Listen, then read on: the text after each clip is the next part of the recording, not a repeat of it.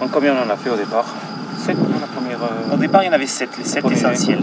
On a voulu essayer d'imaginer les 7 couteaux dont on rêvait finalement. Oui. Et qui soit l'ustensile idéal qu'on puisse utiliser en cuisine. Donc on a commencé par le... Enfin, on a sorti les 7 dans la même foulée. Donc le couteau d'office là-bas, oui, qu'on avait travaillé au niveau de la mitre. Et le filet de sol. Là, on avait travaillé sur oui, le tranchelard. Mon chouchou, mais je crois le tien aussi, là, le numéro 4. Le couteau légumes. Ouais. Là, c'est le profil qu'on va bien ajuster, je trouve. Ça, c'est le type de couteau qu'on utilise le plus chez nous à l'Aïole, donc c'est vrai que c'est celui sur lequel on a un coup de cœur particulier, voilà, parce que c'est notre outil principal. Après, on a développé les 2 couteaux à viande, alors 2 longueurs de lame différentes suivant la taille des pièces. Mais tous avaient la même courbure et le même tranchant. Oui, ça.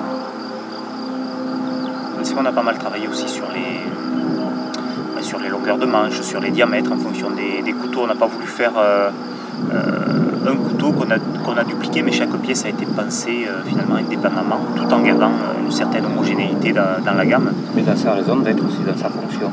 Oui. Parce que mettons, si tu prends le couteau à viande, là, tu vois, là, à côté du couteau à désossé, là, celui-ci. Mais la lame, tu te rappelles, elle ne touche pas au talon pour qu'elle soit toujours bien appuyée. Ouais. Le couteau à désossé aussi, qu'on avait voulu assez rigide. Avec un talon très résistant pour pouvoir gratter les os de volaille ou autres, et une pointe plus effinée. Après le couteau à pain qui fonctionne en tirant et en poussant, oui, avec très efficace. Avec une grande longueur de lame, oui. Pour pouvoir tailler les grandes miches de pain. Et la batte qui est assez... Enfin, bon, ça, je pense que c'est un concept assez nouveau. Et pareil, avec le talon traité différemment de la pointe, avec ici un tranchant assez effilé, et là au contraire un tranchant très ouvert pour avoir une lame beaucoup plus résistante et pouvoir tailler éventuellement des pilons, des os de volaille ou des choses comme ça.